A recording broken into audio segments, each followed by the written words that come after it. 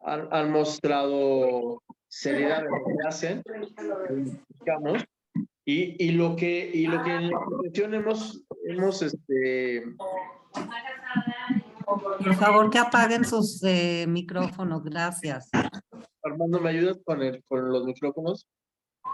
Amigo, gracias.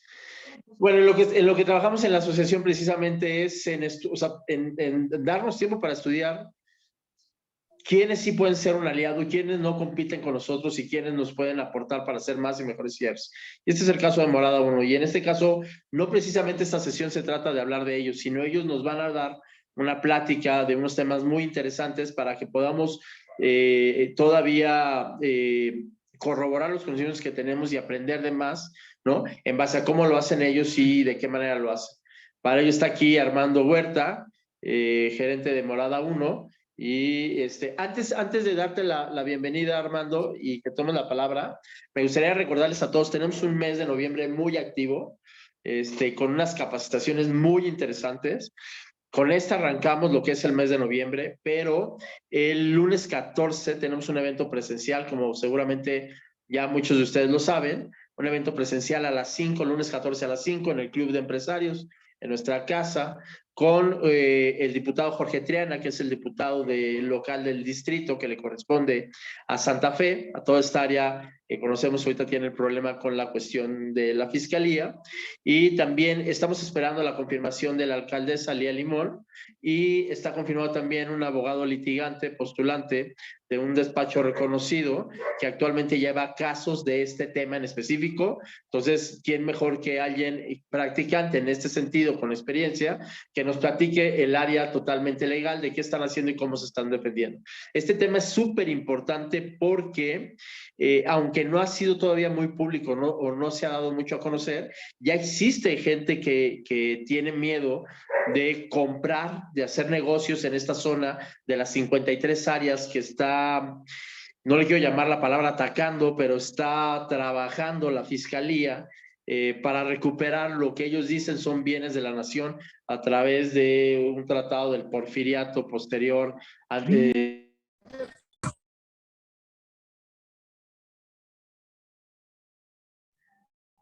Perdón, creo que me perdieron. Entonces, estamos precisamente en este tema, ¿no?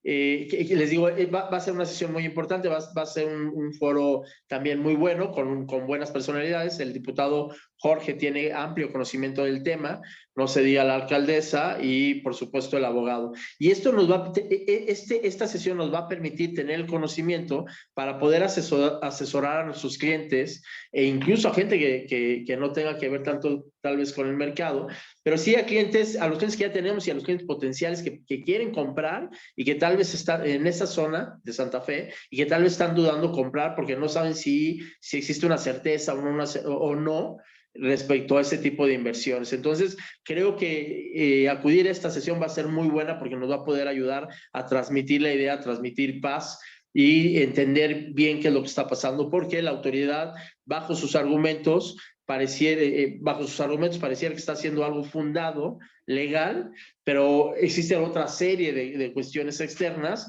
que no hay manera que las entendamos como legales, como puede ser gente que lleva tanto tiempo habitando un departamento y que lo compró y que tiene una escritura, que llegue alguien de pronto y le pide el departamento porque supuestamente en ese lote donde se construyó su departamento lo utilizaban para un despojo de un bien que supuestamente es de la nación. Entonces, en conclusión, no se pierdan esta plática, va a ser muy interesante, va a estar muy bueno. Después de esa tenemos el miércoles 17, bueno, que es jueves 17, perdón, vía Zoom, la plática con la subprocuradora de la Profeco, donde no va a ser la clásica plática de la norma 247. Tenemos programado que se...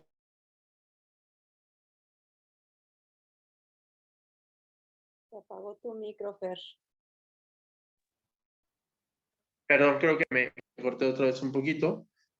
Les decía, va a ser una plática diferente, novedosa, porque vamos a hablar precisamente de qué ha pasado con la norma después de su vigencia, después del 19 de septiembre que cobró vigencia. ¿Sí la estamos llevando a cabo? ¿No la estamos llevando a cabo? ¿Es posible llevarla a cabo? ¿No es posible llevarla a cabo? ¿Qué pasa? ¿Qué está pasando con los contratos de registro? ¿Qué está pasando si hay unidades de inspección que sí están verificando, si no las hay? ¿Cuál es el papel de la Profeco? Si la Profeco ya empezó a multar, si la Profeco ya empezó a ver casos, todos estos temas y las conclusiones que queremos sacar son positivas, son críticas. ¿Por qué?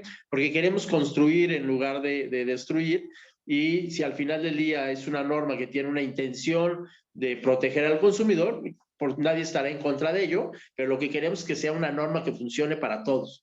Y sabemos que esta norma tiene puntos que no son funcionales, principalmente para la venta de segundo uso, y por ahí queremos construir el camino. Queremos hacer una sesión que sea constructiva para que al final del día nos ayude a todos. Y bueno, y por último, dentro del mes de noviembre tendremos la plática presencial también en el Club de Empresarios, también a las 5 de la tarde, respecto al Plan General de Ordenamiento Territorial que está proponiendo el gobierno de la Ciudad de México.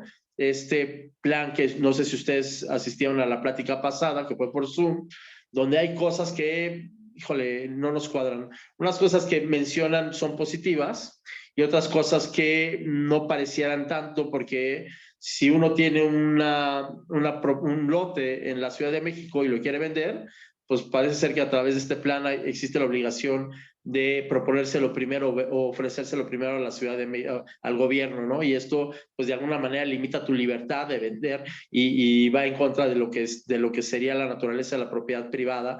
Y otra serie de cuestiones que tienen que ver también con la propia y libre decisión de hacer lo que quieras con tu propiedad privada, y cuestiones de densidades de servicios bueno, que tienen una lógica. Nos van a platicar en este importante evento también la diputada Gaby Salido, que le pertenece a Miguel Hidalgo, pero ha estado muy empapada de todo este tema, la activista Josefina MacGregor, el exdirector de Planeación General de la Dirección General de Ordenamiento Territorial, exdirector, si no mal recuerdo. Ellos nos van a ampliar todo este tema, nos van a explicar en qué va la consulta, porque sigue la consulta vigente, y cuáles serían las medidas que tenemos que tomar para irnos, o sea, para entender lo que está pasando, entender cuáles van a ser sus consecuencias y cómo podemos participar, si estamos interesados en participar, para poder modificar lo que se tenga que hacer en beneficio del sector, obviamente, ¿no? Y por último, y eso ya será en diciembre, tendremos una sesión, bueno, tendremos nuestra fiesta de fin de año, que por fin ahí la vamos a dedicar para apapacharnos y gozarnos. Y entre estos eventos se va a colar un evento que va a ser con Moodify, donde les tenemos prometidos una sesión informativa de cómo es que vamos a trabajar y qué vamos a hacer para toda esta cuestión. Entonces, bueno, ahora sí, ya les aventé el choro, ya les dije qué es lo que vamos a hacer. Espero su presencia de todos los eventos. La verdad, se los digo, nos ha costado muchísimo trabajo que todas las autoridades y personalidades que se comprometieron a estar con nosotros lo estén. Entonces, verdaderamente no desaprovechen estas oportunidades, porque es información de primera mano, porque es información novedosa que solamente nos va a llenar y nos va a enriquecer de lo que hacemos nuestro día a día. Ahora sí, tomo aire y presento a Armando Huerta, gerente de Morada 1. Armando, ¿cómo estás? Muchas gracias, Fer, muchas gracias. Estamos muy contentos de nuevo de que nos inviten y estar compartiendo información valiosa con los asesores de GISP y sus aliados. Muchas gracias de nuevo por invitarnos, Fer. Sabes que nos pone muy, muy contentos colaborar con ustedes. Y a nosotros con ustedes porque han mostrado capacidad de respuesta, lo decía en un principio, y han ayudado a ser más ciertos a nuestros afiliados, que eso es lo único que buscamos, que nosotros podamos, que realmente tengamos herramientas para ser más productivos la cuestión de que ustedes están en un compromiso, incluso de que si algo no saliera, pueden reaccionar de manera inmediata, tienen los oídos abiertos para poder ser autocríticos y poder incluso mejorar lo que hacen. Eso se los agradezco y seguiremos al pendiente de todo esto. Y ahora sí, Armando, pues te dejo a este grupo que espero que siga creciendo conforme a lo que se fueron aumentando, y adelante, es toda tuya la sesión. Perfecto, perfecto, Fer. Muchas gracias y gracias a todos también los que se conectan y los que le dedican tiempo a esta masterclass. La intención es, bueno, compartirles desde nuestra perspectiva y desde nuestra cancha, Morada 1 como empresa de tecnología que ofrece un servicio de protección de arrendamiento, cómo nosotros vemos y cómo nos imaginamos que deberían funcionar las operaciones de renta en general, no solamente con las herramientas disponibles en Morada 1, sino con las herramientas que dispone el asesor inmobiliario en general, con todas las plataformas. Siéntanse libres, por favor, de levantar la mano o desactivar el micrófono e interrumpirme durante la sesión. La intención es que sea algo interesante para ustedes, que funcione como una conversación. Y en ese sentido, si tienen alguna duda o alguien no está de acuerdo en lo que estamos planteando, incluso como lo dijo Fer al inicio, a nosotros nos encanta la retroalimentación y también podríamos, por supuesto, seguir mejorando nuestras presentaciones. Entonces, siéntanse con la confianza, por favor, de interrumpirnos. Voy a compartir mi pantalla para que puedan ver todos mi presentación.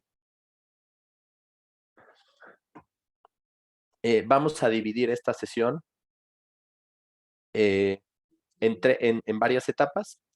Es una masterclass de arrendamiento. Son 5 etapas. La primera es, pues bueno, lo que el mercado espera, la nueva barra, cómo la industria inmobiliaria, aunque sabemos que ha sufrido muchísimos movimientos en los últimos años derivado de cambio de gobierno, la pandemia, ahora la recuperación económica, pero acompañada de incertidumbre. A pesar de eso, la industria inmobiliaria, es decir, los clientes que están comprando y rentando, tienen expectativas distintas a las que se tenía antes, motivadas en algunos casos por los cambios recientes en la economía, en el mundo, etcétera, pero también motivado por otras industrias en donde ya se utiliza tecnología con mayor frecuencia y esto, pues, le da a los usuarios en la industria inmobiliaria o despierta en los usuarios que están en la industria inmobiliaria la necesidad también de que funcione bajo esta forma. Después, 2, buenas prácticas en el perfilamiento, cosas que consideramos relevantes, tomando en cuenta la visión de los inquilinos, que a nosotros en Morada 1 nos toca muchísimo hablar no solo con el asesor, sino al momento de la firma, entender al inquilino y al propietario cuando nos toca acompañar la firma de los contratos. Después, contratos de arrendamiento en general, cosas que es importante que el asesor inmobiliario tenga perfectamente claras para que pueda cumplir con una asesoría completa a sus clientes, como muchos de ustedes ya bien los hacen, pero nos sentimos cómodos en compartirles un par de cosas adicionales. Después, protecciones y garantías que existen en el mercado que le dan seguridad al propietario, al inquilino, no solo, insisto, la de Morada 1, sino muchas otras protecciones que les funcionan a ustedes para subir este nivel de servicio. Y por último, la firma electrónica, que sabemos se ha discutido muchísimo en los últimos meses. Entonces, bueno, arrancando con esta primera etapa, lo que el mercado espera, la nueva barra. ¿Por qué lo llamamos de esta forma? Literalmente vemos cómo la barra de servicio y de exigencias se ha elevado, ¿de acuerdo? Y se los dicen sus clientes a ustedes todo el tiempo, todo el tiempo. Les están exigiendo que el servicio sea, o sea, su servicio como asesores inmobiliarios sea más ágil, mucho más seguro, entregue mucho mayor certeza. Y se los exigen de esta forma, insisto, porque en otras industrias ya se da este nivel de servicio. Y un buen ejemplo es la banca. Yo tiene bastantes meses que no me paro en un banco, por ejemplo, y todo lo puedo hacer desde mi teléfono. Este tipo de cosas me hacen a mí darme cuenta que sí puedo resolver situaciones complejas de forma ágil, con ayuda de la tecnología en algunos casos o en la gran mayoría de los casos, pero con mayor seguridad o con el mismo nivel de seguridad que que me ofrecía la alternativa anterior a la que ahora se propone. Entonces, ¿cómo? Desde el lado de los propietarios, ¿cómo exigen que el nivel de servicio sea más alto? Pues bueno, les exigen a ustedes que encuentren inquilinos más rápidos, que sean capaces, como asesores inmobiliarios, de colocar esas operaciones de renta o desplazar estos inmuebles en arrendamiento de forma más rápida de lo que ha sucedido normalmente. Después también está esta preocupación latente de los propietarios que les preguntan normalmente, bueno, ¿qué pasa si mi inquilino no me paga la renta? ¿De qué elementos de seguridad dispongo para evitar que eso suceda y en caso de que suceda, poder recuperar ese dinero, poder tener ese dinero de forma ágil? Después, también muchos propietarios, además de tener miedo e incertidumbre respecto al uso del inmueble y respecto al pago de las obligaciones de renta, tienen también miedo respecto a la seguridad de sus datos personales y la información que comparten. Con el asesor se sienten muy cómodos porque hay una un ambiente de confianza con el asesor inmobiliario. Sin embargo, el propietario es consciente que el asesor dispone de varias herramientas, empresas y alianzas. Eh, Creo que dejé de compartir, Fer. ¿Me pueden, por favor, hacer host de nuevo o ayudarme a poder compartir?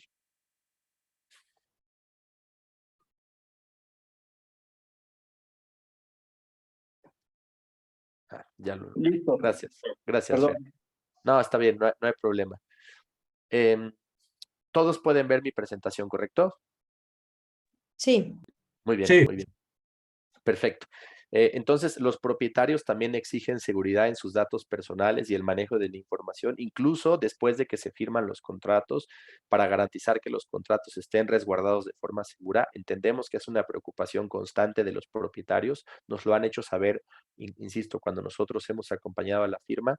Y después el acompañamiento legal. Sabemos que los propietarios se sienten mucho más seguros cuando, además de tener una herramienta de tecnología que les da seguridad y facilita el proceso y les permite operar de forma ágil la renta de sus inmuebles, exigen y sienten la necesidad de tener un acompañamiento legal durante todo el proceso, tener una persona experta en materia legal, es decir, un abogado que les puede dar asesoría antes de la firma, al momento de la firma y durante toda la vigencia del contrato, esperando que no sea necesario utilizar la experiencia y conocimientos del abogado para ningún caso. Sin embargo, saber que está listo y disponible para una asesoría legal completa y una ejecución legal también, si es necesario, para recuperar el inmueble en caso de que esto no sucediera, en caso de que hubiera un incidente durante el arrendamiento. Después, del lado de los inquilinos, ¿cómo lo vemos? Pues bueno, hay un mercado de rentas en auge, y lo hemos compartido en varias de nuestras pláticas que seguro algunos de ustedes ya han escuchado. El mercado de rentas es enorme y en la Ciudad de México es aún más grande. Y en ciudades a nivel mundial donde hay una alta concentración económica y una alta densidad demográfica, principalmente de jóvenes entre 20 y 40 años, el mercado de rentas crece y crece de forma acelerada.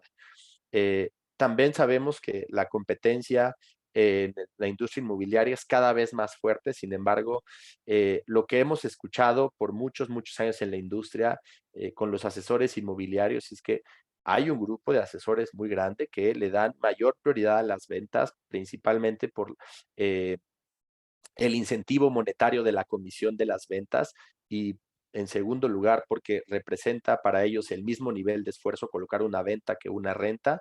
Entonces, entendemos que los asesores vivan en algunos casos que le pongan más interés y atención a las operaciones de venta. Sin embargo, el mercado de rentas sabemos que está creciendo, e insisto, en poblaciones entre 20 y 40 años es muchísimo más grande que el mercado de compraventa y la competencia es menor en ese sentido. Entonces hay una oportunidad enorme para el asesor inmobiliario. Por otra parte, sabemos que más o menos 4 de cada 10 personas que quieren rentar un inmueble en México no disponen de un fiador con las características que exige el mercado, que en algunos casos son muy específicas. Por ejemplo, que sea un bien inmueble libre de gravamen, para empezar, con un valor catastral superior al monto que defina el asesor y el propietario para poder embargarlo en caso de que sea necesario y cubrir con un remate el monto total del incumplimiento, que puede ser el total del contrato, que esté dentro de la ciudad, de preferencia un inmueble de tipo habitacional. Eh, los inquilinos, insisto, en muchos casos en México no tienen acceso a esta figura, y los extranjeros aún menos. De hecho, esta presión y llamémosle presión del mercado en algunos casos de obligar a que todas las operaciones o la mayoría se cierren con la figura del fiador también ha ocasionado, y debemos reconocerlo, que existan personas y empresas que se dedican a rentar a la figura del fiador para el arrendamiento. Y esto, lejos de entregar mayor seguridad al propietario, lo que entrega es más riesgo y operaciones con mayor fricción. Entonces, no creemos que la vía correcta para que se regule el mercado de arrendamiento sea, uno, a partir de métodos de presión, como normalmente se usa el fiador en un arrendamiento, y dos, a partir de estas empresas que surgen derivadas de, pues bueno, la buena intención de los asesores en buscar dar mayor seguridad a sus operaciones de renta. También los inquilinos exigen operaciones digitales y operaciones inmediatas. Hemos escuchado en muchas ocasiones cómo hay inquilinos que exigen poder mudarse de un día a otro, sobre todo si son extranjeros y están ocupando un Airbnb, o son extranjeros que vienen empleados por una empresa en el extranjero, vienen a México y tienen la necesidad de poder llegar a México e inmediatamente ocupar un inmueble en renta.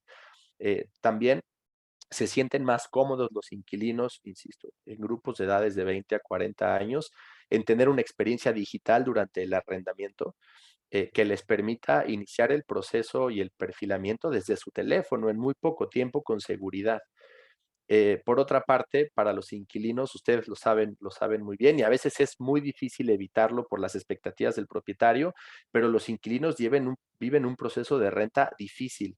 Desde el momento que piden información, si el asesor inmobiliario, dentro de los requisitos para rentar el inmueble, motivado por las exigencias del propietario, exige la figura del fiador, en algunos casos, los inquilinos no tienen ni siquiera oportunidad de visitar el inmueble porque el asesor inmobiliario en el perfilamiento de la llamada los descarta si no tienen acceso a esta figura del fiador. Insisto, sabemos por qué sucede y es porque el propietario exige esta figura, pero lo importante de esto es que los inquilinos no viven una buena experiencia desde el momento en que piden información.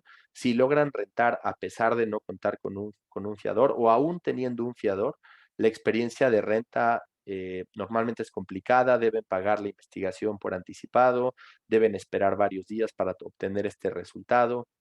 Eh, los contratos de arrendamiento en muchos casos están más cargados del lado del propietario, con mayor preferencia al propietario.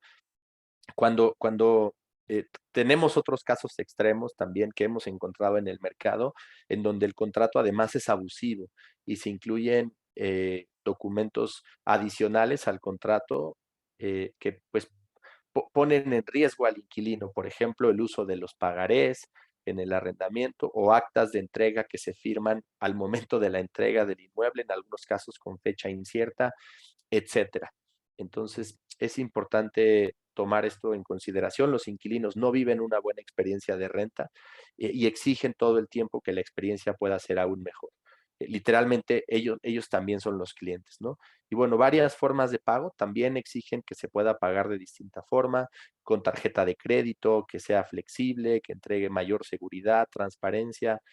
¿Por qué lo exigen? Insisto, porque en otras industrias ya sucede y sucede de forma cotidiana. Entonces, cuando llegan a la industria inmobiliaria a una operación de arrendamiento, exigen que las operaciones tengan las mismas características de las operaciones que llevan en otra industria, como la industria automotriz o la industria bancaria.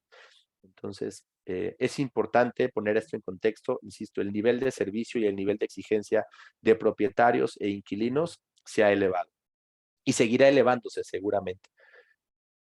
Entonces, dos, buenas prácticas en el perfilamiento.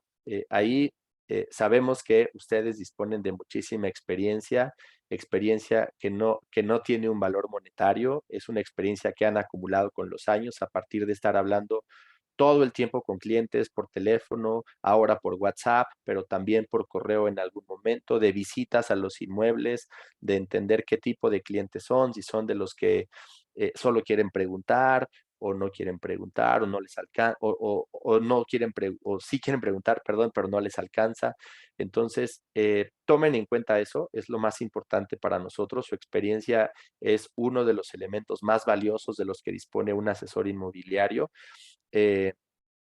Algo importante, esta experiencia, insisto, es relevante, pero pueden aprovecharla al momento de la visita. Ahora la figura del fiador, en el caso de las operaciones con morada 1, no es necesaria. les recomendamos a nuestros clientes, pues bueno, si alguien pide información y está dispuesto a ir a una reunión, a una visita en el inmueble, pues acéptenla, coordinen la visita y ya en la visita ustedes pueden perfilar al cliente aprovechando, insisto, uno de los elementos más importantes de los que dispone un asesor, que es la experiencia acumulada de un montón de operaciones durante muchísimos años. Después, preguntas de perfilamiento. Quiero dar mi opinión como inquilino. Yo ahora estoy rentando un inmueble. La siguiente semana seguramente me estaré mudando. Y al visitar inmuebles con varios asesores, creo que me tocó una o dos visitas con asesores de GISP y muchas gracias por ser tan amables. Siempre siempre me perfilaban y me perfilaban en una conversación muy casual. Yo me daba cuenta que me estaban perfilando hasta después de terminar la cita, que decía, pues sí, el asesor inmobiliario estuvo perfilándome todo el tiempo, preguntándome cosas respecto a mi empleo, mis horarios, mi capacidad económica, el uso que le doy al inmueble, mis hábitos también es importante, los lugares que frecuento, las cosas que no me gustan, eh, antecedentes, eso es importante, en dónde estaba rentando antes, cómo me iba con mi renta, qué tal era mi casero, cosas que podrían parecer sencillas, que podrían parecer que no son relevantes. Yo me daba cuenta que después de eso los asesores disponían ya de muchísima información y si yo les decía, híjole, es que estoy buscando tal vez algo un poco más barato, ¿no? Porque no quiero verme tan apretado en la renta, tenían ya información para negociar conmigo y también tenían información para negociar con el propietario y decir, mira, este inquilino quiere un poquito menos de renta, pero es muy bueno, sabemos que tiene buena solvencia, tiene buenos hábitos, trabaja en este lugar, sus horarios son estos, va a vivir solo, no tiene mascotas, lleva 8 años rentando y más o menos en este monto de renta. Entonces, son cosas clave que ayudan al asesor inmobiliario. Insisto, ustedes lo tienen súper claro y a nosotros nos gusta hacerles saber que o sea, esto que ya hacen muy bien es una muy buena práctica de mercado y en donde no hay nadie ni ninguna empresa que pueda competir con esto. Ustedes lo hacen mejor no hay alguien que pudiera hacerlo mejor que ustedes. Eh, y esto se resume en crear conversaciones de forma casual que te permitan conocer bien a tu cliente. También me he dado cuenta que los asesores conocen no solo muy bien al inquilino en algunos casos, sino también conocen muy bien al propietario y son propietarios con los que han trabajado durante varios años. Y a mí me tocó una experiencia en donde el propietario quería conocerme, quería hablar conmigo y el asesor también hizo esta labor como de prepararme para la plática con el propietario, qué cosas valía la pena en las que hiciera énfasis, qué cosas me iban a ayudar a tener una mejor relación con el propietario, la puntualidad. Son cosas relevantes, en verdad, muy relevantes, que le dan este toque personalizado clave a la operación inmobiliaria y que hace que tanto como propietarios o inquilinos sientan una clara preferencia respecto a vivir operaciones inmobiliarias con asesores en lugar de hacerlo con alguna otra empresa directamente. Entonces, ahí solo es reforzar lo que ya hacen muy bien y compartirles un poco lo que a mí me ha tocado y a muchos inquilinos les ha tocado y les deja un muy buen sabor de boca y les permite tomar decisiones respecto a dónde rentar de forma más sencilla. Eh, no sé si alguien hasta aquí tiene alguna duda o quiere agregar algo adicional a lo que yo estoy compartiendo. ¿No? Ok, perfecto, pues continuamos.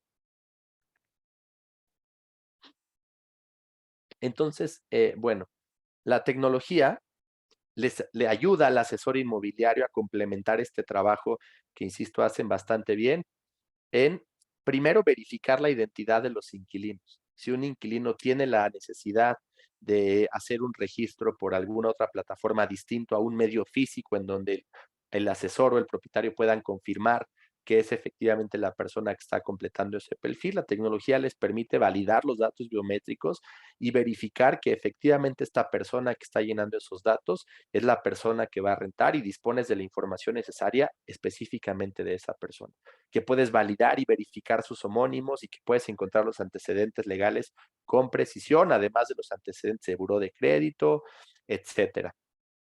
Por otra parte, verificar sus ingresos. existen ya muchísimos medios de tecnología y un ejemplo importante es el código QR que vive en los recibos de nómina y en los estados de cuenta que permiten verificar los ingresos de las personas. Y hay otros medios también importantes que permiten dar certeza respecto a algunos casos. Y les pongo un ejemplo extremo que nos tocó ver en algún momento en Morada 1, de un asesor inmobiliario que tenía en renta un local, era una renovación, el uso que se le daba a este local era una tienda de abarrotes, el propietario, perdón, el inquilino, todos los ingresos que tenía pues, eran ingresos en efectivo y no tenía forma de poder comprobar ingresos porque pues no tenía, él no estaba bancarizado. Sus movimientos de recibir dinero y sus gastos, ingresos y gastos eran 100% en efectivo, pero a partir de Google y de Google Maps, la herramienta de Google Maps, logramos verificar que en los últimos 10 años esa tienda siempre ha estado ahí o esa tienda siempre estuvo ahí, bajo el mismo nombre, con los mismos colores, y aunque en los locales continuos a este local había variación respecto al uso del inmueble y el comercio, la tienda se había mantenido los últimos 10 años. Es un ejemplo de cómo la tecnología te ayuda a verificar y tener más información en situaciones complejas, como en este caso, donde el inquilino es una persona que no dispone de comprobantes de ingresos. También verificación de datos, sobre todo en el caso de extranjeros, en donde el asesor y el propietario tienen una preocupación mayor porque no se dispone de tanta información ni tantos recursos para resolver un conflicto en caso de que el inquilino foráneo o extranjero no cumpla con las obligaciones del contrato, pues bueno, la verificación en listas negras internacionales es un elemento de seguridad, por supuesto, para el asesor inmobiliario y para el propietario que permite complementar el perfil del inquilino, además de saber su identidad, sus ingresos, antecedentes legales, etcétera. Por otra parte, variables financieras de riesgo. ¿Qué son variables financieras de riesgo para nosotros? Y complementando con el último punto, que es el análisis, no solamente verificar estas variables individuales como capacidad de pago, empleo, antigüedad, los créditos, sino cómo se relacionan estas cosas, cómo hay datos y puntos que podemos unir. En primer lugar, cómo se compara el perfil de este inquilino con el perfil de otros inquilinos que ya rentan en la misma plataforma y el comportamiento que han tenido durante todos los meses. Saber quién los emplea, el rango de edades, la fecha en la que pagan, si pagan antes o pagan después.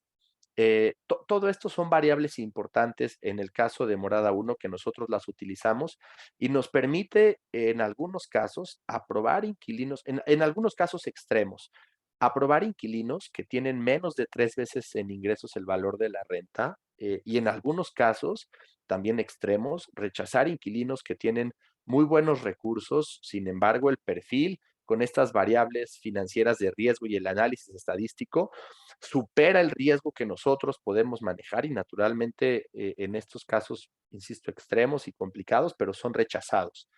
Entonces, ustedes pueden apoyarse en el uso de la tecnología para complementar la buena labor que ya ustedes hacen en la comercialización y el perfilamiento de los clientes. Esta última parte de riesgo, se apoyan en la tecnología y ofrecen una mejor experiencia para el inquilino y para el propietario. Em, Después 3, contrato de arrendamiento. Eh, Algo importante que nosotros consideramos es que los propietarios siempre, como lo comentaba al inicio, siempre sienten esta necesidad de tener a un experto legal aliado que les permita saber si el acuerdo que están haciendo cumple con los requisitos que exige la ley, ¿no? Y saber que además va a estar este abogado o esta empresa con abogados disponible para ayudarlo en cualquier situación compleja a la que se pueda enfrentar él y su inquilino durante el arrendamiento. Entonces, esto se resuelve con la tecnología. La tecnología y la asesoría legal no están peleados, no son elementos que choquen, al contrario. Así como la tecnología apoya al asesor inmobiliario, la tecnología también se apoya de la experiencia y conocimientos legales de un equipo legal experto. En el caso de Morada 1, y para haciendo un paréntesis, nosotros disponemos dentro de nuestra plantilla de empleados abogados expertos en materia civil que no solo acompañan a la firma del contrato, sino dan asesoría previo a la firma del contrato, nos ayudan con las modificaciones y posteriormente, durante la vigencia del contrato, ayudan también al propietario y al inquilino a tener certeza respecto al acuerdo que ellos hicieron del arrendamiento del inmueble y las características de su acuerdo. Y algo importante, y ya que estamos tocando el tema de Morada 1, en la aplicación que tenemos disponible nosotros, ustedes pueden descargar nuestro contrato muestra de arrendamiento. Este contrato literalmente se los podemos regalar para que ustedes lo usen en sus operaciones, no tendrían que contratar. Si quieren apoyarse en este contrato y usarlo como plantilla, disponen de ese contrato. Es un contrato para nosotros sencillo, pero que sea sencillo no quiere decir que tenga poca protección, al contrario, cumple con cumple con los requisitos previstos en el Código Civil Federal y de la Ciudad de México, que es normalmente la jurisdicción en donde se cierran nuestros contratos, aunque podríamos ajustarlos si es necesario, o si el Estado en donde se concreta la renta exige que se cambie a otra jurisdicción. Entonces, en ese sentido, el Código Civil, que es el documento, el conjunto de normas que regula los acuerdos de tipo civil como el arrendamiento, tenemos una gran ventaja y es que en México es muy completo en sus apartados de arrendamiento. Entonces, al cumplir con los requisitos esenciales que se establece, se cuenta con una certeza jurídica completa tanto para el arrendador como para el arrendatario. Entonces, ¿qué elementos son los únicos que necesita el contrato para tener certeza jurídica? Pues bueno, nombre del arrendador y del arrendatario, esto es importante y siempre se incluye. Por supuesto, la ubicación del inmueble. Aquí hago una precisión. Es importante que la ubicación del inmueble en cualquier caso siempre sea la ubicación completa y de preferencia la ubicación que aparece ya sea en las escrituras y en el predial, haciendo precisión, teniendo una precisión exacta a nivel quirúrgico respecto al número interior o el número completo, la ubicación completa del inmueble, porque esto te ayudará en caso de que sea necesario notificar al inquilino por alguna situación compleja. La notificación normalmente o esta etapa de notificación es lo que pudiera retrasar algún caso extremo de juicio de arrendamiento y la forma de protegerte en cualquier caso es en el contrato de arrendamiento poner literalmente la dirección completa del inmueble tal y como aparece ya sea en el título de propiedad que normalmente son las escrituras o en el documento del predial, ¿de acuerdo? Esto es clave. Después, el Código Civil exige también una descripción detallada del inmueble, objeto del contrato, de las instalaciones y accesorios con las que cuenta, así como el estado que guardan. Esto también es importante. Después, el monto de la renta, la mención expresa del destino del inmueble, por supuesto, la vigencia del contrato, que debería ser mayor a 12 meses y no mayor a 10 años para, para la vivienda o los inmuebles de tipo habitacional. Y adicional, el Código Civil sí prevé las obligaciones que el arrendador y el arrendatario pacten de manera adicional a las establecidas en la ley. Y sabemos que en estas obligaciones o en estos acuerdos adicionales puede existir fricción en algunos casos. Y de esta forma, también ustedes pueden apoyarse en la tecnología para reducir estas fricciones. Y voy a aprovechar para compartirles un ejemplo de una situación que tuvimos en Morada 1. Eh, Era una operación en donde dos asesores estaban compartiendo precisamente la renta de este inmueble.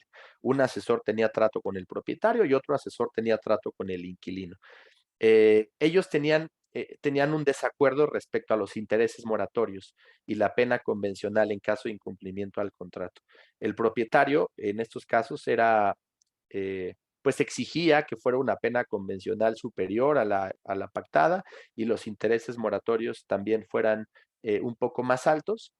Y el inquilino pues no quería asumir en estos casos, en este caso, ese acuerdo porque le parecía que era un poco más de lo necesario, ¿no? Entonces, había por supuesto fricción porque el asesor del propietario decía, bueno, pero si no vas a incumplir la renta, entonces, ¿por qué te preocupas? Y el asesor del inquilino decía, bueno, es que no podemos celebrar un acuerdo en donde exista un poco de abuso, ¿no? Así lo entendemos. Lo importante de esto es que en este acuerdo que se estaba haciendo, el servicio que iban a contratar de Morada 1 era el servicio más completo. Era una protección de 12 meses de renta que le garantizaba al propietario los 12 meses de renta y además Morada 1 se iba a hacer cargo de la cobranza de estas rentas. Entonces, en ese sentido, la tasa de interés que se acordara pues iba a ser pagada a Morada 1, no iba a ser pagada al propietario. Y la renta estaba garantizada durante todo el contrato. Entonces, le pedimos a los asesores involucrados en la operación que trasladaran ese riesgo y esa fricción a nosotros, que o sea, nosotros podríamos cubrir ese riesgo, ya estábamos garantizando el cumplimiento de los 12 meses de renta y nos sentíamos cómodos en ese sentido, así funcionaba para nosotros. Y bueno, afortunadamente la operación se concretó, se pudo cerrar, el acuerdo se celebró, pero lo importante de esta operación de renta que nosotros tuvimos hace poco tiempo es que los dos asesores pudieron apoyarse en Morada 1 en una empresa de tecnología para trasladar esas fricciones implícitas en la operación de renta como los acuerdos adicionales que deberían ser pactados en el contrato. Entonces, es un ejemplo de cómo ustedes como asesores pueden trasladar estas fricciones y estos riesgos a una empresa, en este caso Morada 1, pero si utilizan otra empresa de protección, y tienen la oportunidad de trasladar estas fricciones y riesgos a la empresa para ustedes entregar una buena experiencia, pueden hacerlo y pueden apoyarse de esta forma. Em, Después, bueno, la ley de extinción de dominio. Sabemos que genera muchísimo ruido para los asesores inmobiliarios aún, para otros ya no. Y hay algo muy importante, y es que todas las leyes en México tienen una razón importante, una razón fundamental por las que se legislan y se promulgan o se modifica la Constitución, como en este caso de la ley de extinción de dominio.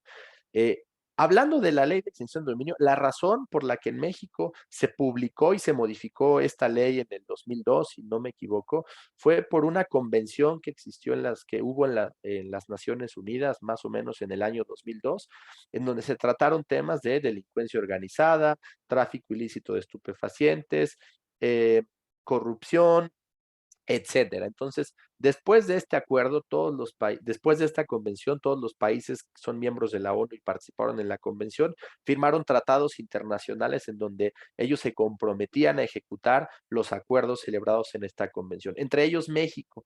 Y todo este ejemplo lo pueden encontrar en el artículo 1 de la Ley de Extinción de Dominio. Y literalmente de forma explícita aparece así en la ley. La presente ley nacional es reglamentaria del artículo 22 de la Constitución de los Estados Unidos mexicanos en materia de extinción de dominio, acorde con la Convención de las Naciones Unidas contra la Delincuencia Organizada Transnacional, la Convención de las Naciones Unidas contra la Corrupción, la Convención de las Naciones Unidas contra el Tráfico Ilícito de Estupefacientes y Sustancias Psicotróficas y demás instrumentos internacionales que regulan el decomiso en su vertiente civil, vinculatorios para el Estado mexicano. Es decir, el fundamento de la ley ha sido, en cualquier caso, desde el inicio de que se publicó esta ley, sancionar los delitos que se cometen derivados de esta convención, como los que ya comentamos, y poder extinguir el dominio de los bienes que se compran a partir de los delitos, de esos delitos cometidos. Entonces, la ley nunca ha contemplado desde su fundamento sancionar a un propietario que adquirió el inmueble con recursos de procedencia lícita. Sabemos también que en la primera versión de la ley hubo muchísimo ruido, incertidumbre y zonas grises y también ejecución por parte de ministerios públicos bastante extremos y duros en algunos casos en donde se cometían delitos en los inmuebles, pero lo más importante para evitar entrar en discusiones respecto a cómo ustedes conocen que se han ejecutado procesos de extinción de dominio, hubo una modificación en la ley publicada en el Diario Oficial de la Federación en enero de este año, a partir de varias jurisprudencias que llevó a cabo la Suprema Corte de varios casos que se acumularon respecto a la ley de extinción de dominio. Entonces, en resumen, la ley de extinción de dominio ahora es mucho más clara, se modificó y no busca sancionar a propietarios de un inmueble que adquirieron este inmueble precisamente con recursos lícitos y pueden comprobarlo. Ahora se modificó también y la extinción de dominio ya no es imprescriptible y solo se puede aplicar a bienes obtenidos de manera ilícita. Es decir, antes de esta modificación, la extinción de dominio sí era imprescriptible y sí se podía ejecutar sobre bienes que habían sido adquiridos antes de la fecha en la que se cometió el delito. Ahora ya no. Si se cometió un delito en el 2019, la extinción de dominio solo se puede solo se puede aplicar sobre bienes que fueron adquiridos después del 2019 y no antes. Esto es un ajuste importante. Después, dos, el propietario se presume desde la propia ley, desde la norma, que el propietario adquirió este inmueble con recursos lícitos y de forma legal. Es lo que se presume desde la norma. Como la presunción de inocencia, pues es un elemento parecido en este caso. Lo que debe hacer el propietario para demostrar que esto es cierto es, bueno, contar con un título de propiedad con fecha cierta anterior a la realización del delito, que este título de propiedad es literalmente son las escrituras del inmueble o el documento que lo acredite como propietario legítimo de este inmueble. Por otra parte, poder comprobar que adquirió el inmueble con recursos lícitos, o sea, con su trabajo. Y por último, tener un contrato que demuestre su buena fe. Y este contrato es literalmente el contrato de arrendamiento que vimos en la diapositiva anterior. Y si no, pues bueno, el contrato de comodato, que se usa muy poco, pero también es suficiente para demostrar la buena fe. Otro ajuste importante que se hizo en la ley, que está publicado disponible para todos, es si un tercero utiliza un inmueble ajeno para fines contrarios a la ley, este inmueble no puede ser sujeto de extinción de dominio, pues el delito solo es responsabilidad de quien lo comete y será sancionado la persona que cometió el delito sobre sus bienes en caso de que sea necesario. No podrá ser sancionado un tercero, en este caso el propietario, solo por haber cedido el uso y goce de su inmueble durante un tiempo. Y el último, y creo que es de los más importantes, cualquier acto de las fiscalías, ahora fiscalías y antes llamados ministerios públicos, en materia de extinción de dominio, debe contar con la autorización de un juzgado. En ese sentido, si se presume que en un inmueble se cometió alguno de los delitos cometidos en materia de extinción de dominio, el juzgado, el juez, tendrá que revisar la norma. Ahora la norma desde el fundamento y desde la redacción ya presume que el propietario adquirió los inmuebles de procedencia lícita, tendrá que demostrarlo y si no logra demostrarlo, solo en ese momento el juez podría facultar a la fiscalía para que pueda actuar contra el inmueble en materia de extinción de dominio. O sea, ya no tiene autonomía la fiscalía para poder actuar en ese sentido. En cualquier caso, debe contar con la autorización de un juzgado. Y es el cambio más importante, porque, insisto, anteriormente los ministerios públicos sí podían ejercer una acción en materia de extinción de dominio inmediata sin el consentimiento de un juez. Entonces, esto pueden consultarlo literalmente en Google, poner Ley Federal de Extinción de Dominio, está la página de la Cámara de Diputados y descarga la versión actualizada con todos los ajustes que ha sufrido la ley, publicados en el Diario Oficial de la Federación. Creo que hay una pregunta en el chat. Sí, sí, por favor, escriban las preguntas y al final podemos resolverlas. Ángeles García nos preguntaba, ¿también inquilinos colombianos y venezolanos los pueden investigar? Sí, efectivamente. Nuestro proceso de investigación nos permite investigar a inquilinos en cualquier parte, o sea, candidatos en cualquier parte del mundo, siempre que completen su perfil y nos puedan compartir documentos para verificar sus ingresos y anexen en este perfil el reporte de crédito de su país de origen. Después, contratos vía Google Drive. Elegimos Google Drive, pero también podemos hablar de los contratos en Dropbox, que son documentos compartidos, ¿de acuerdo? ¿Cuál es la ventaja de utilizar los documentos compartidos? Y seguramente ya muchos de ustedes lo utilizan. Sabemos que los asesores de GISP son asesores bastante sofisticados. La ventaja de los documentos compartidos es que solo es una misma versión de documento, es un solo documento. No necesitas estar descargando varias versiones de documentos en Word o en PDF y modificarlas en un documento distinto al mismo contrato porque no es posible editarlos. El contrato vía Google Drive o vía Dropbox, que son documentos compartidos, te permite editar ese mismo documento en tiempo real, agregar comentarios, agregar observaciones, saber quién realizó los cambios, en qué momento, descartarlos, aprobarlos, y es la forma más ágil de poder editar un documento en línea en donde varias personas están involucradas. Entonces, les recomendamos que aprovechen la tecnología, no solo de Morada 1, sino la disponible en Google Drive y en Dropbox, para compartir estos documentos y acordar con las partes involucradas los términos del documento que aparezcan en este documento o contrato precisamente. Por otra parte, pueden también compartir los documentos con sus clientes para que comenten y editen en tiempo real, optimizan el tiempo de trabajo, reducen la fricción, tienen visibilidad. Las correcciones son muchísimo más rápidas y evitan tener que triangular.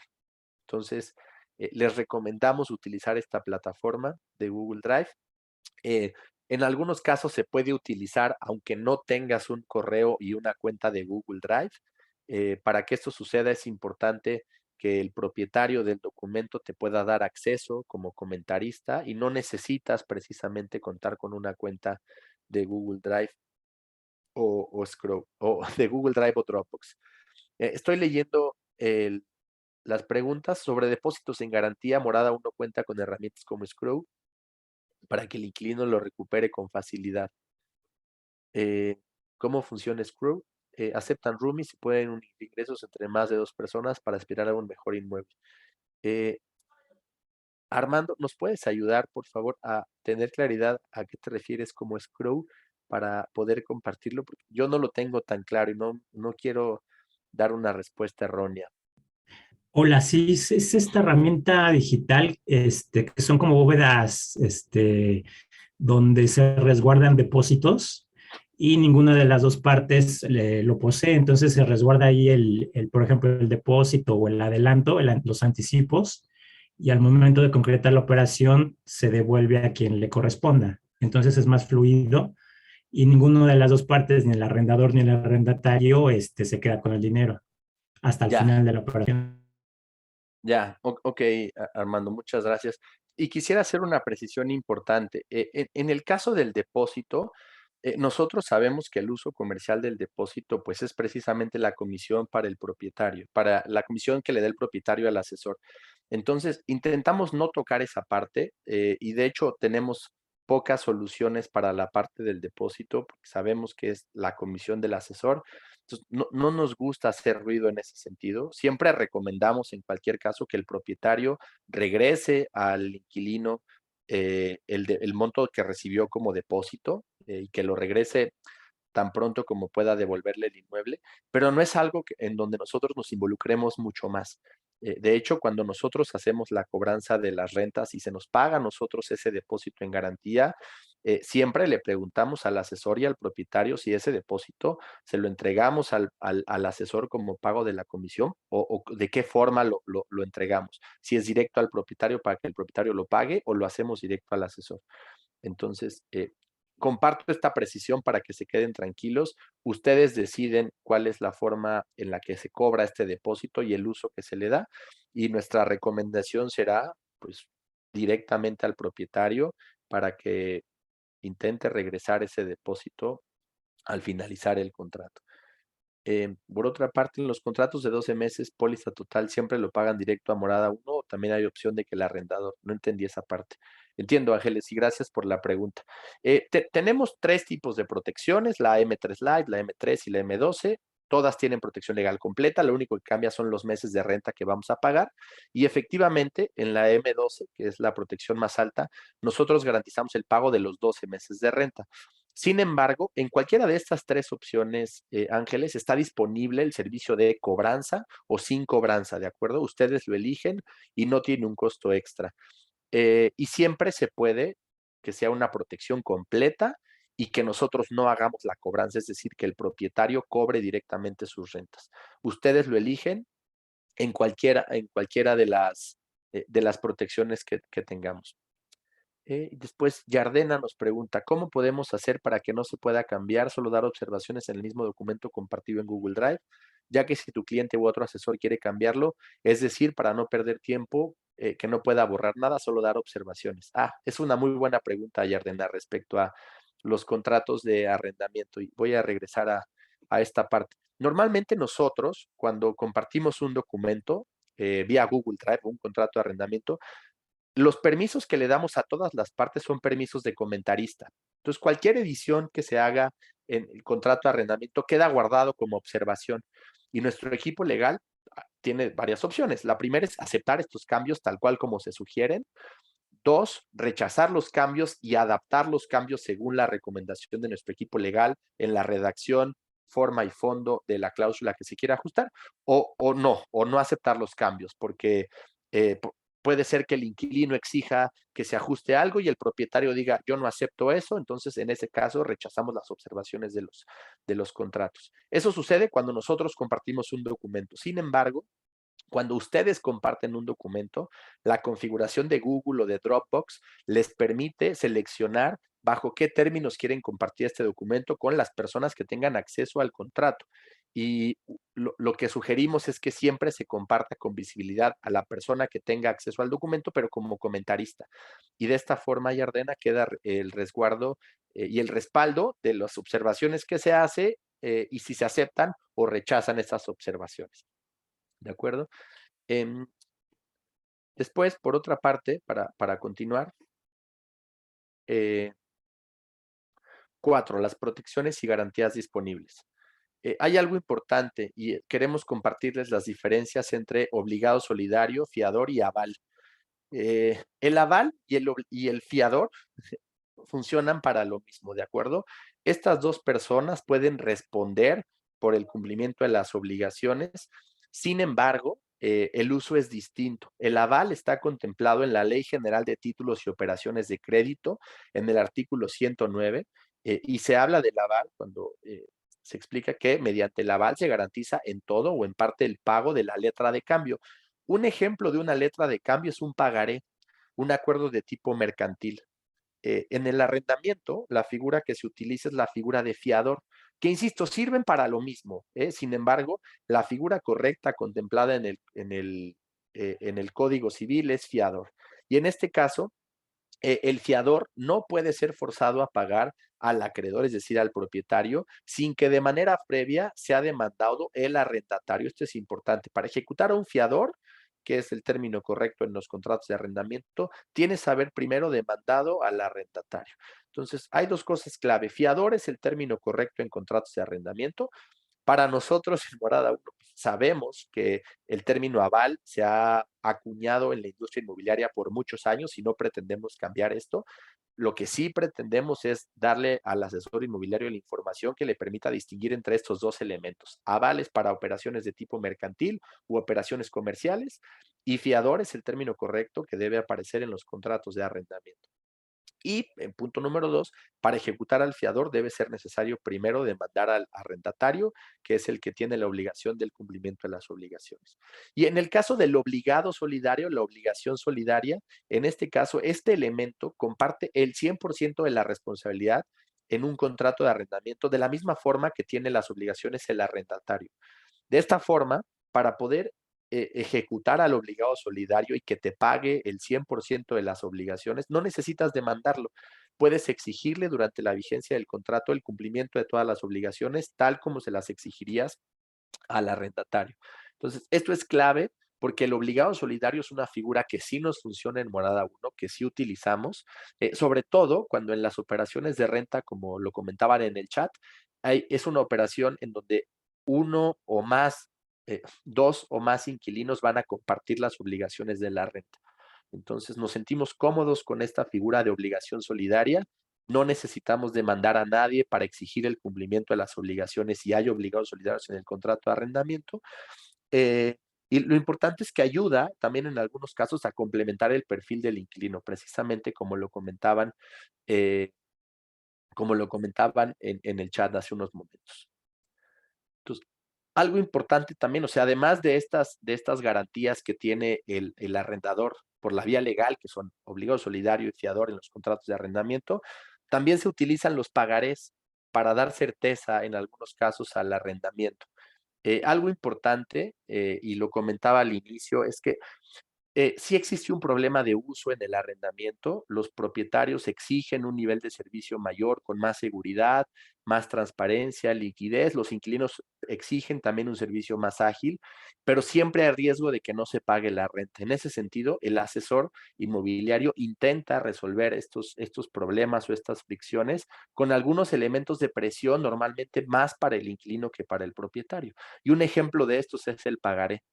En nuestra visión, el mercado inmobiliario en México no se va a regular con elementos de presión como el pagaré o contratos de arrendamiento abusivos que puedan poner en riesgo al inquilino o la naturaleza del acuerdo entre el propietario y el inquilino. No creemos que es la forma correcta por la que se regula el mercado. De hecho, y para hacer un pequeño paréntesis, eh, uno de nuestros, en uno de los desayunos que tenemos con varias asociaciones, nos interceptó un abogado y nos dijo, oigan, a mí me encanta su modelo, suena muy bien, pero ¿qué van a hacer cuando les toque lidiar con una empresa de estas que existen muchísimos, en donde los abogados se rentan y le preguntan al inquilino, ¿cuánto pagas de renta? Bueno, pues a mí págame la mitad y yo te protejo para que uses el inmueble el tiempo que quieras, ¿no? ¿Qué van a hacer en esos casos? ¿Qué van a hacer cuando hay un inquilino que sepa muy bien defenderse y estén 4 años en el litigio sin recuperar el inmueble? Que cometan un delito en el inmueble, ¿qué van a hacer? Y sentíamos que sus preguntas eran un poco para que nosotros sintiéramos miedo respecto a estas operaciones. Y hay algo importante, nosotros tenemos claro que esto existe en el mercado, sucede ahora en México, y evitarlo es imposible. No, no tenemos forma de evitarlo. Va a suceder, seguirá sucediendo, lleva muchos años sucediendo, pero la única forma de regular el mercado en México y evitar que esto siga sucediendo en el futuro y sacar a estas personas y empresas de la industria es con tecnología e información. Nosotros sabemos que tal vez nos pase y tal vez nos pase más pronto de lo que esperamos y que nos toquen casos complejos de inquilinos que no cumplen con la renta, que tienen asesoría de despachos de abogados malandros, permítanme el adjetivo, y sabemos que va a suceder. Lo importante de esto es que estamos preparados para que nos suceda y solo nos va a suceder una vez, una vez. Cuando una persona que ya tuvo alguno de estos comportamientos y la identificamos quiera volver a rentar con nosotros, no se lo vamos a permitir. El mercado solito los va a ir sacando y ya no van a tener forma de poder rentar en un futuro. La única forma de garantizar y sacar a todas estas personas nocivas para la industria inmobiliaria es la tecnología. La tecnología le da al asesor información, transparencia y entrega a sus clientes mucho mayor seguridad. Entonces, es nuestra visión de cómo el mercado inmobiliario sube también la barra y se pone al nivel de mercados inmobiliarios como Estados Unidos o algunos países de Latinoamérica y también en Europa. Entonces, es nuestra visión del mercado. Y aprovecho para responder unas de las preguntas que nos están haciendo. Cuando se incluye obligado solidario fiador, la investigación es igual a la del arrendatario. Gracias, Mónica, por tu pregunta. Sí, en el caso de la investigación al obligado solidario, es la misma que hacemos para el arrendatario, la misma. Eh, Cuando el perfil del inquilino es suficiente para aprobar el arrendamiento, o sea, que una persona puede rentar sin un obligado solidario, pero la operación exige que se incluya la figura del obligado, nos sentimos cómodos en investigar solamente los antecedentes legales del obligado solidario. Y les voy a poner un ejemplo. Yo quiero rentar con mi roomie, yo meto mi perfil primero a Morada 1 por el total de la renta y resulta que mi perfil es suficiente, que yo podría rentar solito si quiero rentar. Pero como voy a rentar con mi roomie, pues quiero que mi roomie tenga también obligaciones en el contrato. Entonces, en ese caso, Morada 1 solo va a investigar de mi roomie sus antecedentes legales, porque no es necesario el perfil, porque yo ya soy suficiente para cubrir el total de la renta y los dos vamos a vivir en el inmueble. Pero sí, la investigación del obligado solidario es la misma que la del arrendatario en la mayoría de los casos. En el caso del fiador, nosotros investigamos antecedentes registrales del inmueble que se entregue en garantía y, por supuesto, antecedentes legales del propietario del inmueble que fungirá como fiador en el contrato de arrendamiento. Entonces pueden sentirse cómodos, Mónica. Les entregamos el perfil completo de todas las partes involucradas: arrendatario, obligado solidario y fiador, además de los antecedentes registrales del inmueble.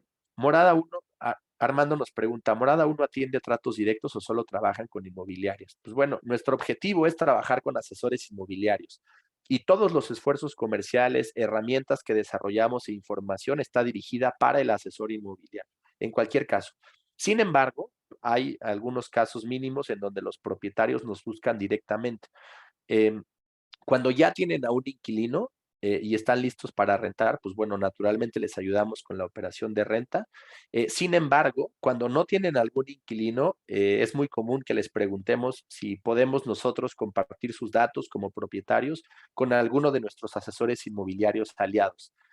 Lo compartimos sin ningún problema para nuestros aliados, entendiendo las zonas en donde trabajan más o menos, y esperando que al concretarse esa renta utilicen nuestro servicio de protección de arrendamiento.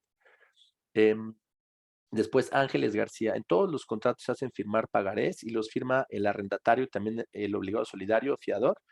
Bueno, iba a la parte de los pagarés, Ángeles, y regreso y hago una precisión importante para esta presentación. Nosotros no utilizamos el pagaré, lo que les iba a compartir es para qué sirve un pagaré. El pagaré sirve para establecer una deuda a pagarse en un tiempo determinado, pero no representa una garantía en el arrendamiento. Eso es importante. El pagaré está regulado por la Ley General de Títulos y Operaciones de Crédito, ¿de acuerdo? No está regulado en el Código Civil. Entonces, no recomendamos que se use como un instrumento de presión en contratos de arrendamiento, porque cuando tú tengas la intención de ejecutar un juicio para recuperar el inmueble, el pagaré no te va a funcionar, no te sirve. Lo único que te funciona para iniciar un juicio por un procedimiento de arrendamiento es el contrato, el simple contrato nada más. Y si tú agotaras un juicio mercantil para que te paguen el monto más los intereses previstos en el pagaré, el inquilino, la persona que tenga estos pagarés, que haya firmado estos pagarés, podría cumplir con el total de la deuda, incluyendo los intereses, y este incumplimiento no lo obliga a desocupar el inmueble, porque el juicio que ganaste es un juicio mercantil, donde solo se contempla recuperar la suma de dinero declarada en el documento y los intereses. Sin embargo, en el juicio por arrendamiento, el simple contrato ya es una obligación de pago del inquilino, del arrendatario para el arrendador, y la sentencia de un juez en un juicio de arrendamiento sí obliga, por supuesto, al arrendatario a cumplir con los pagos pendientes de las rentas y sus obligaciones, además de las obligaciones contractuales, y lo más importante, a desocupar el inmueble. Entonces, nosotros, perdón, no creemos en esta figura del fiador, perdón, no creemos en la figura de los pagarés, no creemos que deban funcionar como un método de presión, creemos que no debe existir presión, la única forma es regular el mercado con tecnología en nuestra visión, y aprovechar el contrato de arrendamiento más la asesoría legal y la protección y las garantías disponibles que sí funcionan en el arrendamiento.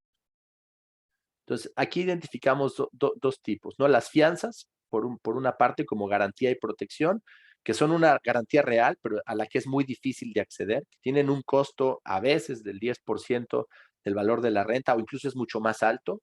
Es requisito que la empresa contrate una garantía como inmuebles o sus facturas, etcétera, y funcionan muy bien, sobre todo para rentas comerciales muy elevadas, con un precio superior a 150,000 pesos. Es un instrumento poco utilizado para las rentas de tipo habitacional o con un valor menor a 150,000 pesos.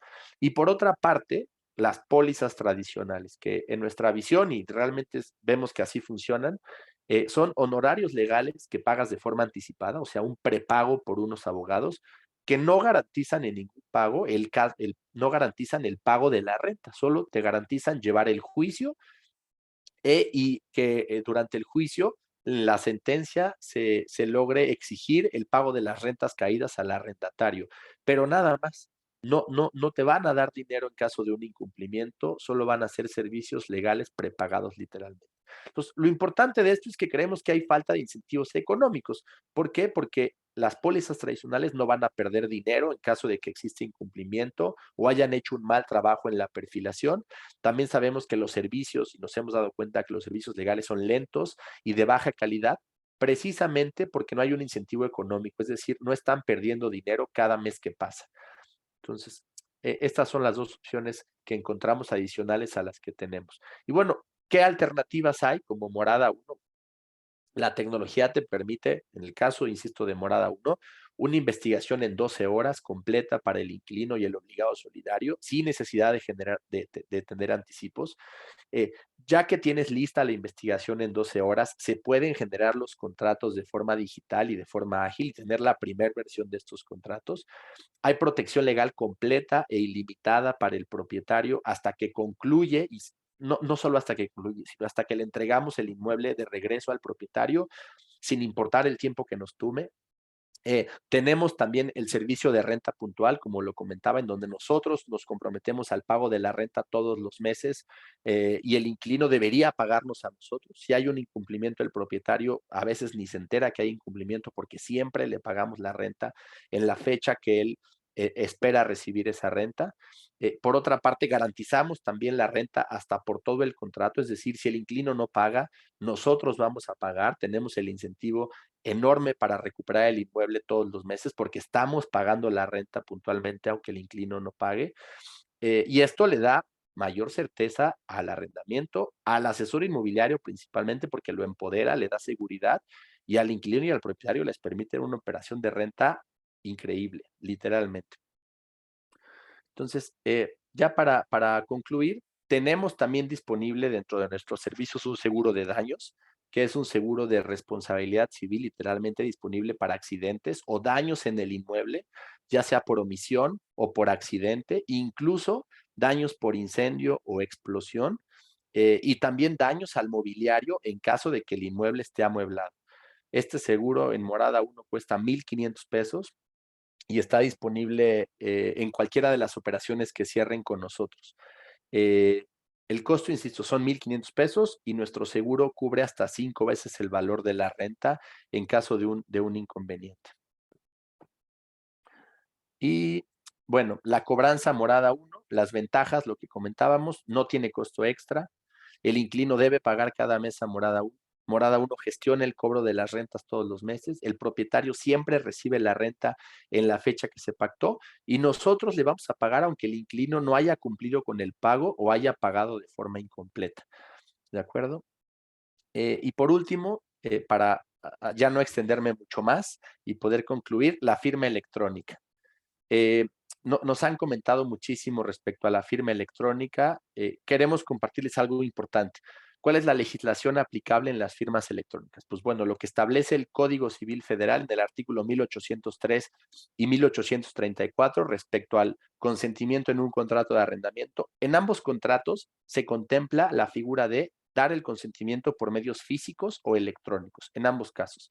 Y hubo una precisión hace algunos meses y se agregó el artículo bis 2551 respecto a el consentimiento por medios electrónicos. Para que este consentimiento sea válido, deberá darse por cualquier medio que cumpla con los requisitos de firma electrónica avanzada. Y ahora hablaremos de esa ley. También está la norma oficial mexicana, que es la NOM 151, y regula los mensajes de datos o los documentos digitalizados en resguardo de forma segura. Y el Código Federal de Procedimientos Civiles. Estos son cosas importantes. No lo dice Morada 1, lo dice la ley. La ley sí contempla, la ley vigente del Código Civil Federal sí contempla el uso de la firma electrónica avanzada, sí contempla el uso de la firma electrónica en arrendamiento, exige que sea una firma electrónica avanzada y que esta firma cumpla con estos requisitos, y el documento debería resguardarse según la norma oficial mexicana NOM 152, publicada en el 2017. Entonces, ¿qué requisitos debe tener una firma electrónica para que se considere avanzada? Pues bueno, equivalencia funcional, que funcione igualito que una firma autógrafa, poder validar la autenticidad de esta firma, que la información se resguarde de forma íntegra, que tenga neutralidad tecnológica, es decir, que no se dé preferencia a ninguna de las tecnologías disponibles, que tenga elementos de no repudio y por último, que pueda guardar confidencialidad respecto a las partes que firman. Nosotros, la plataforma que utilizamos se llama WeTrust, la pueden consultar, es una plataforma mexicana fundada por un notario de la Ciudad de México y esta plataforma sirve específicamente para poder celebrar contratos y firmar documentos de forma electrónica. Cumple con lo previsto en el Código Civil, lo previsto en la Ley de Firma Electrónica Avanzada y lo previsto en la NOM 151. Entonces pueden quedarse tranquilos respecto al uso de la firma electrónica en contratos de arrendamiento y la plataforma que usa Morada 1 para celebrar estos contratos. Y bueno, por último, conozcan mucho más de nosotros. Tenemos un canal de YouTube disponible. Les vamos a compartir el enlace para que puedan entrar a este canal. Está disponible en YouTube, le ponen Morada 1 y sale nuestro canal. Cada mes estamos subiendo videos informativos disponibles para ustedes. Es un canal exclusivo para asesores inmobiliarios, entonces toda nuestra comunicación la van a entender muy bien, es información relevante para ustedes. Y seguramente si hay alguien fuera de la industria que ve nuestros videos, pues le cueste un poco entenderlos porque, insisto, está dirigido exclusivamente para asesores inmobiliarios.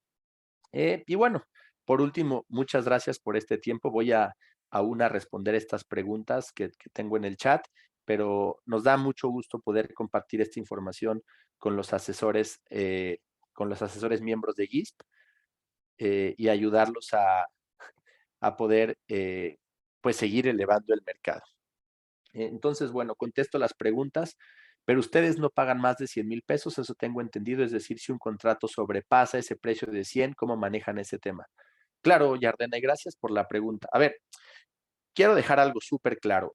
Nosotros no tenemos límite respecto a nuestras rentas ni respecto al tipo del inmueble que se renta, ¿de acuerdo? O sea, hemos rentado inmuebles con precio superior a 100,000 pesos y hemos rentado también inmuebles de tipo comercial o de tipo industrial, ¿de acuerdo? Hay algo importante, hay rentas que por su naturaleza superan el riesgo que Morada 1 está dispuesto a correr, ¿de acuerdo? Y estas rentas pueden ser rentas de 15, de 20, de 30, de 50, de 100 o de 120 o de 150,000 pesos, ¿de acuerdo? Entonces, no tenemos una barrera, no tenemos una barrera delimitada.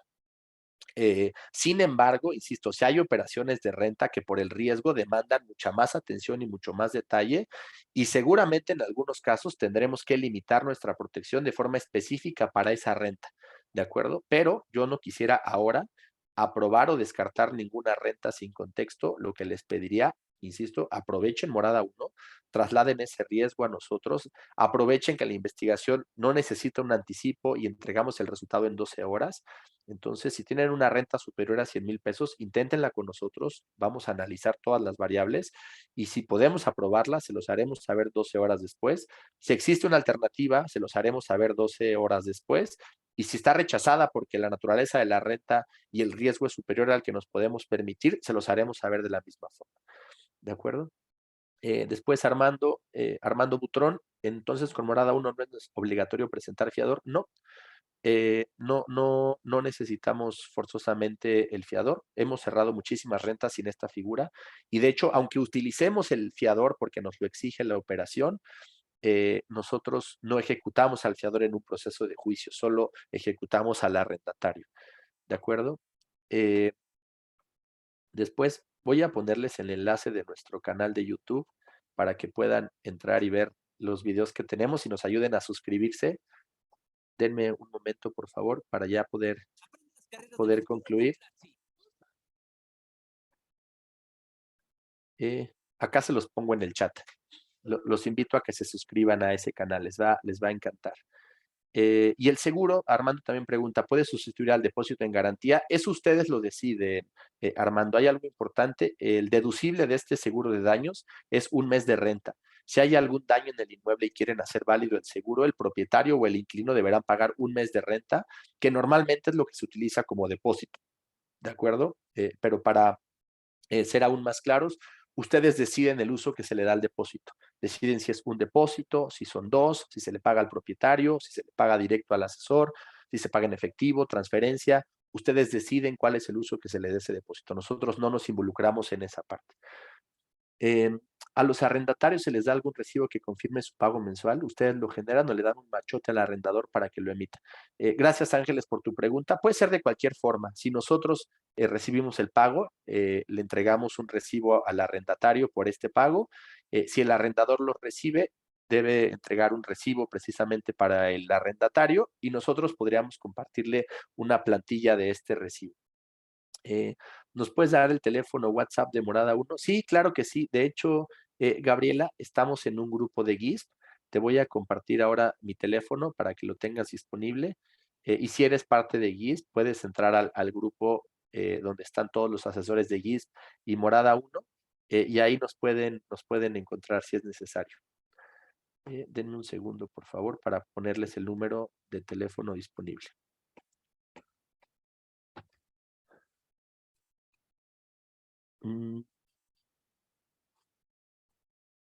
Permítanme porque no.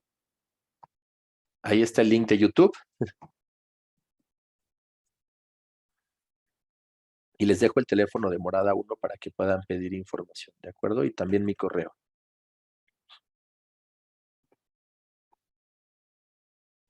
Después, Nancy Almanza, si es rechazado el arrendatario después de la investigación, ¿hay algún costo por el servicio? No, no, Nancy, no hay ningún problema. Si resulta rechazado, no hay necesidad de cubrir algo por esta investigación. Ah, y de comisión para el asesor. Sí, gracias, Gabriela Castañeda, por preguntarnos.